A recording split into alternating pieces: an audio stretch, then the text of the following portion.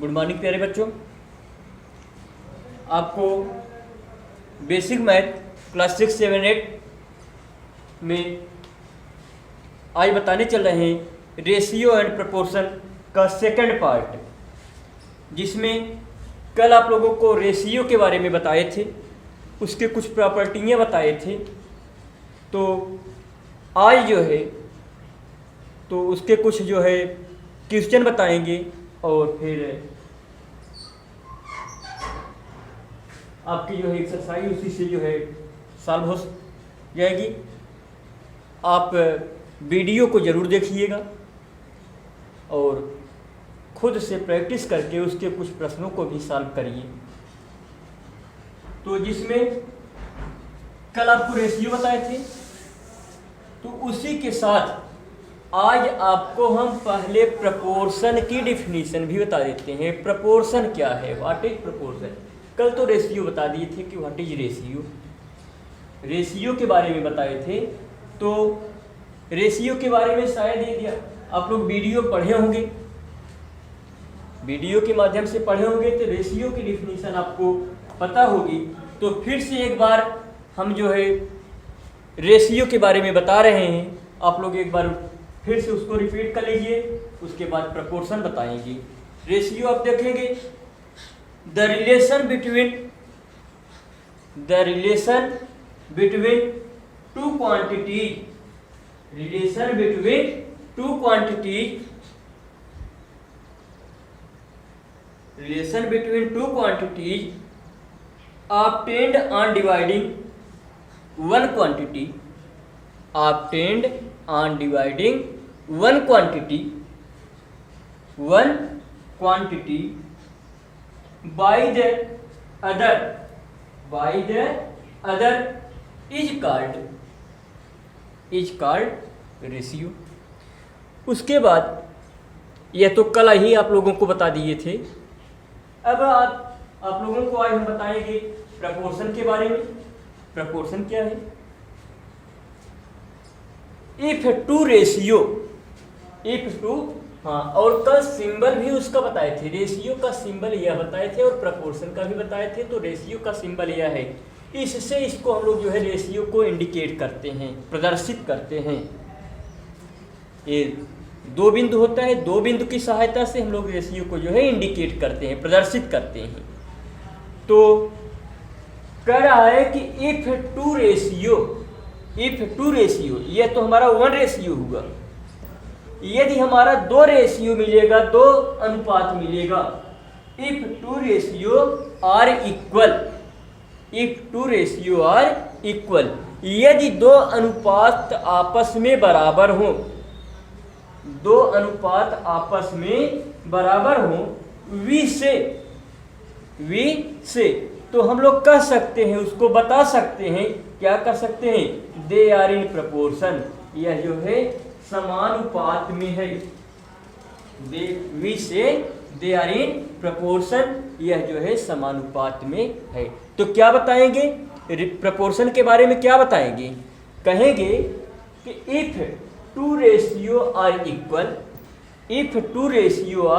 Equal, यदि 2 अनुपात आपस में बराबर हो, तो V से हम कह सकते हैं कि दे आर इन प्रपोर्शन, वह समानुपात में है। अब समानुपात का आपको हम बता रहे हैं कि इंडिकेट क्या है, उसको कैसे प्रदर्शित करते हैं। कल ही आपको हम बताए थे कि रेशियो को 2 बिंदु की सहायता से प्रदर्शित करते हैं और प्रपोर्शन को जो है 4 बिंदु की सहायता से प्रदर्शित करते हैं। यानी इसमें हमारा 2 रेशियो बन गया, एक रेशियो यह हुआ, दूसरा रेशियो यह हुआ। यह दोनों रेशियो जब आपस में मिला करके हम लोग देखेंगे, यह दोनों यदि बराबर आते हैं, यह दोनों आपस में बराबर हो, तो हम लोग कहेंगे कि यह क्या है, प्रपोर्शन है। यानी 2 रेशियो इसमें मिलेगा, तो 2 रेशियो मिलने से यह जो है प्रपोर्शन का जो है इंडिकेटर हो जाता है, प्रदर्शन हो जाता है। तो यह जो है समानुपात का इंडिकेट है। इससे हम लोग जो है इंडिकेट करेंगे समानुपात को। तो इसको हम लोग जो है प्रपोर्शन भी कह सकते हैं, और इसे जो है इक्वल के भी नाम से जानते हैं, बराबर के भी नाम से इसको हम लोग जानते हैं, देखते हैं। तो आपको प्रपोर्शन के बारे में पता हो गया होगा कि क्या है कि if two ratio are equal, we से हम कह सकते हैं दे आर इन प्रपोर्शन, वह समानुपात में है, वह समानुपात होगा।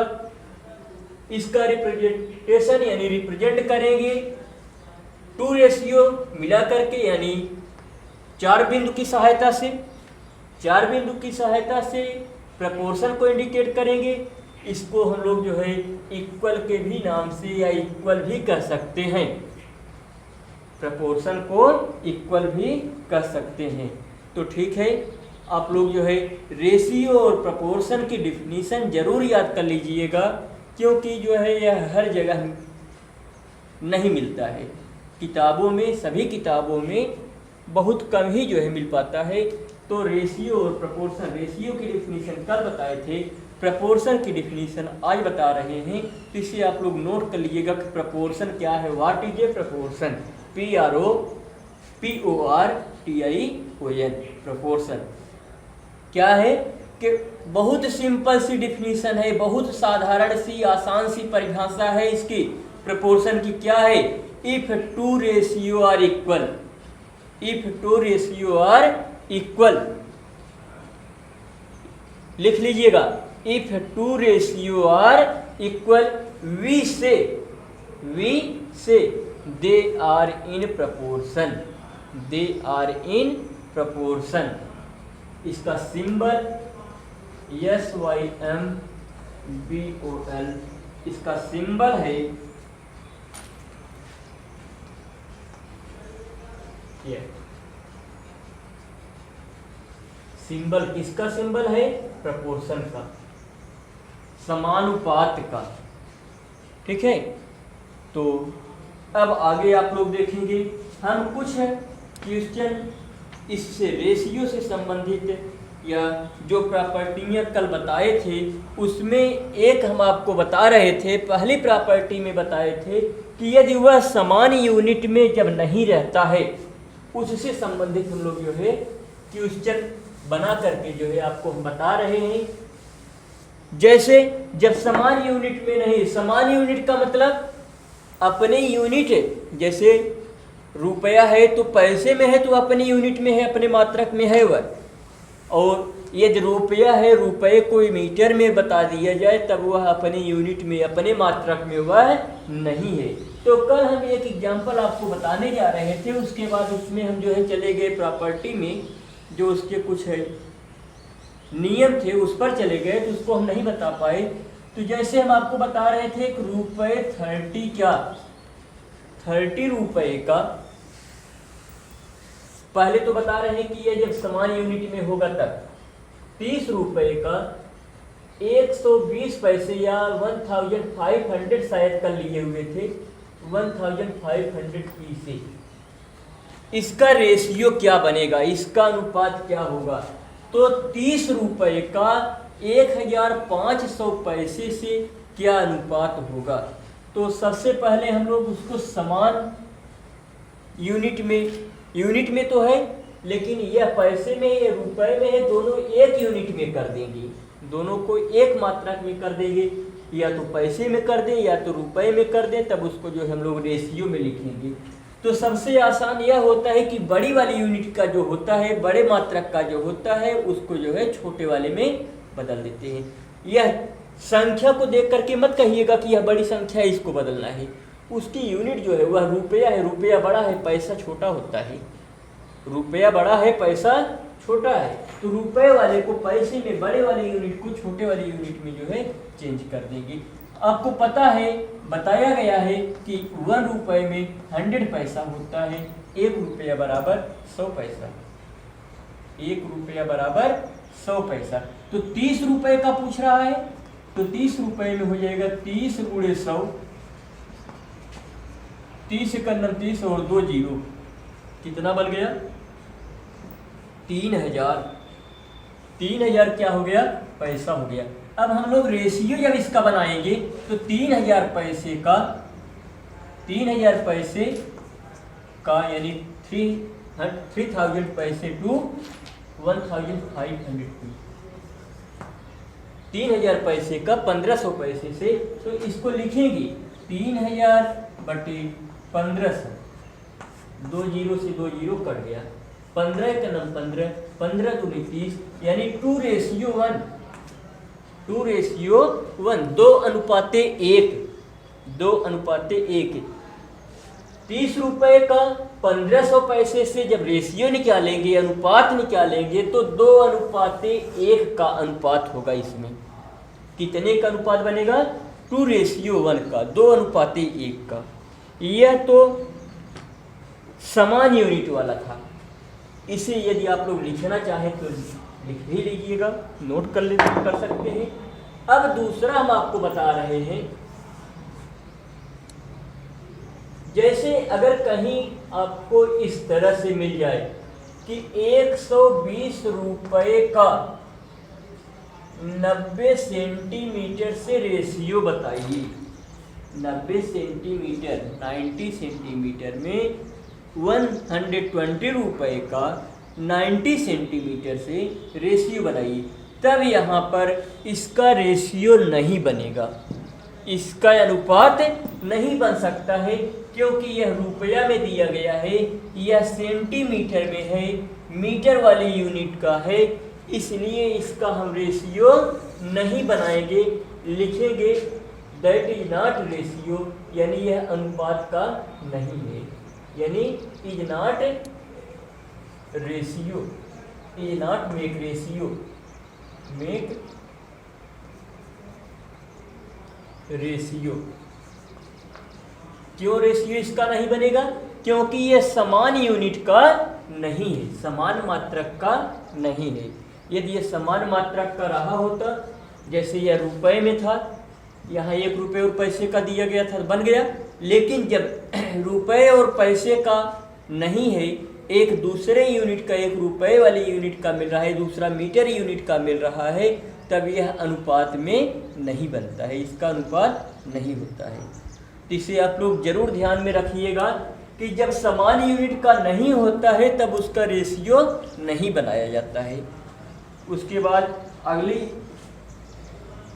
प्रॉपर्टी से देखेंगे, अगले नियम के आधार पर देखेंगे कि अगले प्रॉपर्टी के आधार पर यदि इसके साथ कोई यूनिट नहीं दिया गया है, इसके साथ कोई यूनिट न दिया जाए, कोई मात्रक न दिया जाए, जैसे रुपया है, सेंटीमीटर है, तब वहाँ पर हम लोग जो है उसका रेशियो बना सकते हैं। जैसे कहें कि 152, फाइंड द रेशियो 150 to 450, 150 का 450 से रेशियो बनाइए। तब यहाँ पर हम लोगों को कुछ नहीं देखना है कि चेंज करना है कि नहीं चेंज करना है, 150 बटे 450 कर दीजिए। उसके बाद 1 जीरो से 1 जीरो कट जाएगा, 15 का नाम 15, 15 45, 1/3 को लिख सकते हैं 1:3। 1/3 का रेशियो कितना बन रहा है, 1 और 3 का अनुपात बन रहा है, 1 और 3 का अनुपात हो रहा है। यह तो जो है समान यूनिट के माध्यम से बना। इन तीनों को आप लोग नोट कर सकते हैं। यह जो है जब समान यूनिट का हो लेकिन उस मात्रक के साथ दोनों समान मात्रक में ना हो, समान यूनिट में न हो, है एक ही यूनिट की, यानी दोनों रुपए और पैसे एक ही यूनिट का है, लेकिन इसमें क्या है कि यह रुपए में था या पैसे में था, इसको हम लोग जो है समान मात्रक में पहले समान यूनिट का कर लिए, समान संख्या का कर लिए, सजाती बना दिए। उसके बाद जो है यहाँ पर जब समान यूनिट का नहीं रहता है, समान यूनिट का न रहने का मतलब हुआ कि एक दूसरे मात्रक का और एक दूसरा जो है दूसरे मात्रक का, तब जो है वहाँ पर रेशियो नहीं बनेगा। और अगला है जब बिना किसी यूनिट के हो, जबकि बिना किसी मात्रक के हो, तब उसको हम लोग जो है आसानी से जो है रेशियो में लिख देते हैं। इसको नोट कर लीजिए, फिर अगला बताते हैं।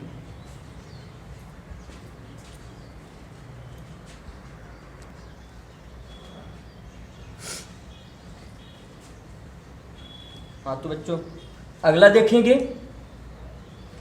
कि जब कोई रेशियो दिया गया हो, जब कोई अनुपात दिया गया हो, उसके बराबर में जो है यानी उसके साथ जो है उसी के बराबर का कोई दूसरा अनुपात बनाना हो। तो कल जो है प्रॉपर्टी में इसको भी हम आपको बता दिए थे।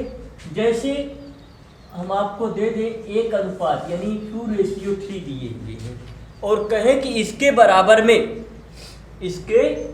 में कोई दूसरा रेशियो बताइए। कितना बताना है? 2 रेशियो, इसके इक्विवेलेंट में 2 रेशियो हमको और बताने हैं। इसी के बराबर में 2 अनुपात और बताना है। तब यहाँ पर हम लोगों को कुछ नहीं करना है, इसको सीधे से सिंपल रूप में सबसे पहले क्या लिखेंगे? इसको फ्रैक्शन के रूप में लिख देंगे। फ्रैक्शन के रूप में लिख दिए। अब इसके बराबर में कितना रेशियो बताना है? 2 रेशियो बताना है। 2 रेशियो बनाना है तो सबसे पहले जो है अगर हम लोग 1/1 का मल्टीप्लाई करते हैं, प्रॉपर्टी नंबर 5 ठीक है। जब इसमें हम लोग जो है 1/1 का मल्टीप्लाई करेंगे तो हमको यही रेशियो फिर से मिल जाएगा, यानी इसके बराबर कोई दूसरा अनुपात नहीं बना। तो दूसरी संख्या ले लेते हैं 2/2 से, यानी जिस संख्या से हम लोग मल्टीप्लाई न्यूमरेटर में करेंगे उसी से जो है डिनोमिनेटर में भी कर देंगे, उसी से अंश, जिससे अंश में करेंगे उसी से हर में भी कर देते हैं। तो 2 दूनी 4, 3 दूनी 6, यानी यह कितना बन गया? 4:6। एक इसके इक्विवेलेंट में हो गया, इसके बराबर में एक अनुपात बन गया। दूसरा यदि और बनाना है, चाहे जितना बनाना हो, यानी संख्या को बढ़ाते जाइए। 2 था, अब इसके बाद जो है 3 कर सकते हैं, 3/3 कर सकते हैं। तो यह हो गया 2 × 6/3 टिक कर, यानी कितना? 6:9। 6:9 जो है अगला रेशियो बन गया। इसी तरह से 4, 5, 6 जितना भी कहे, 2/2 था, 3/3 होगा, 4/4 होगा, 5/5 होगा। मल्टीप्लाई हम लोग जो है न्यूमरेटर और डिनोमिनेटर दोनों में बढ़ाते चलेंगे। तो यह जो है इक्विवेलेंट में बन जाता है रेशियो हमारा। अब उसके बाद जो है एक इसी में रेशियो वाले में ही एक आपको और बता रहे हैं। जैसे कोई रेशियो दे दिया जाता है तब उसमें पूछता है कि बताइए कौन सा रेशियो हमारा स्मॉलर है, कौन सा ग्रेटर है, कौन सा अनुपात हमारा छोटा है, कौन सा बड़ा है। स्मॉलर और ग्रेटर की बात हो जाती है। तो चलिए स्मॉलर और ग्रेटर के लिए हम लोग देखते हैं कि एक रेशियो देते हैं 3/4। इसमें क्वेश्चन आपका इस तरह से बनेगा, विच रेशियो इज ग्रेटर या विच रेशियो इज स्मॉलर। कौन सा अनुपात छोटा है, या पूछ सकता है कौन सा अनुपात बड़ा है। तो क्वेश्चन बनेगा विच ratio is greater, which ratio is greater, which ratio is greater. अब इसके साथ जो है रेशियो भी दे देगा इन किसमें? इन 3:4, 3:4 और 5:6 और 5:6। यह रेशियो दे दिया है। क्वेश्चन हमारा बन गया कि विच रेशियो इज ग्रेटर इन 3:4 और 5:6। इसमें बताना है हम लोगों को कि कौन सा रेशियो हमारा बड़ा है, या 3:4 वाला बड़ा है या 5:6 वाला बड़ा है। तो जब इसका सॉल्व हम लोग करेंगे, इसको हल करके पता लगाएंगे कौन सा रेशियो बड़ा है, तो इसको फ्रैक्शन में लिखेंगे 3/4 और 5/6। अब आपको हम जो है फ्रैक्शन वाले में बता चुके हैं कि कौन सा फ्रैक्शन यानी कौन सी संख्या इसमें छोटी है, कौन सी बड़ी संख्या बड़ी है। ग्रेटर या स्मॉलर का साइन लगाने के लिए जो है आपको बताया जा चुका है। तो उसी की तरह से अब इसको हम लोग जो है पता कर लेंगे कि कौन सा इसमें हमारा जो है स्मॉलर है। क्या करेंगे? 4 और 6 का यहाँ पर हम लोग जो है क्या करेंगे? एलसीएम ले लेंगे। कितने का? 4 और 6 का। एलसीएम भी आपको बताया जा चुका है। 2 2 जा 4, 2 3 जा 6, 2 1 जा 2, 3 नहीं कटेगा, 3 1 जा 3 1, यानी 3 2 जा 6, 6 2 जा 12। एलसीएम कितना मिल जाएगा? 12 आएगा, 12 मिलेगा। तो रेशियो 12 ले लेते हैं। 4 3 या 12, 3 3 या 9, और 6 2 या 12, 5 2 या 10। 4 से जब एलसीएम को डिवाइड किए तो 3 मिलेगा, 4 3 या 12, 3 आया, 3 का 3 में मल्टीप्लाई, 3 3 या 9, 3 3 या 9। और जब 6 से डिवाइड करेंगे तो 6 2 या 12, 2 आएगा, 2 का 5 में मल्टीप्लाई करेंगे तो 2 5 या 10, 2 5 या 10। कितना आ गया, यहाँ पर 9 आया, यहाँ पर 10 आया। इसे हम लोग लिख सकते हैं 9/12 और 10/12, 9/12 और 10/12। अब इसमें आप लोग खुद देख करके बता सकते हैं कि कौन सा रेशियो इसमें हमारा जो है ग्रेटर है, कौन सा अनुपात बड़ा है, 9 बड़ा है या 10 बड़ा है। आसानी से बता लेंगे। तो इसमें आपको देखने से ही पता चल रहा है कि 10 इसमें बड़ा है। 10 किसके स्थान पर आया है, 5/6 के स्थान पर आया है। 5/6 हमारा किसके स्थान पर था, 5/6 के स्थान पे था। तो यहाँ पर हम लोग लिख सकते हैं 3/4 स्मॉलर देन, यह स्मॉलर है किससे, 5/6 से। चाहे ऐसे लिखे और इसी को लिख सकते हैं 5/6, यही साइन हमारा जो है बदल जाएगा उस तरफ से। अगर इसको हम पहले लिखेंगे केवल आपको यहाँ पर यह ध्यान देना है कि जिधर 5/6 रहेगा साइन का मुंह जो है यह चौड़ा वाला भाग जो है उसी की तरफ रहेगा। यहाँ पर जिधर इसका मुंह बंद मिलेगा वह संख्या स्मॉलर मानी जाती है, जिसका यह मुंह खुला हुआ माना रहता है उधर की संख्या जो है ग्रेटर मानी जाती है, बड़ी मानी जाती है। जिधर बंद रहेगा उधर स्मॉलर यानी छोटा, जिधर खुला हुआ है उधर की संख्या जो है ग्रेटर है, बड़ी वाली है। तो 5/6 की तरफ इसका मुंह खुला हुआ है, इसका मतलब ये 5/6 जो है ग्रेटर रेशियो है। और 3/4 की तरफ बंद है तो 3/4 जो है स्मॉलर रेशियो होगा। अब इसमें हम लोग लिख सकते हैं, ऐसे भी लिख सकते हैं 3/4, 3/4 स्मॉलर है किससे, 5/6 से, 5/6 से। तो प्यारे बच्चों इतना आप लोग समझ गए होंगे और इसको नोट कर लीजिएगा। इसके बाद फिर हम आपसे अगले वीडियो में मिलेंगे। आप लोगों को बहुत बहुत धन्यवाद।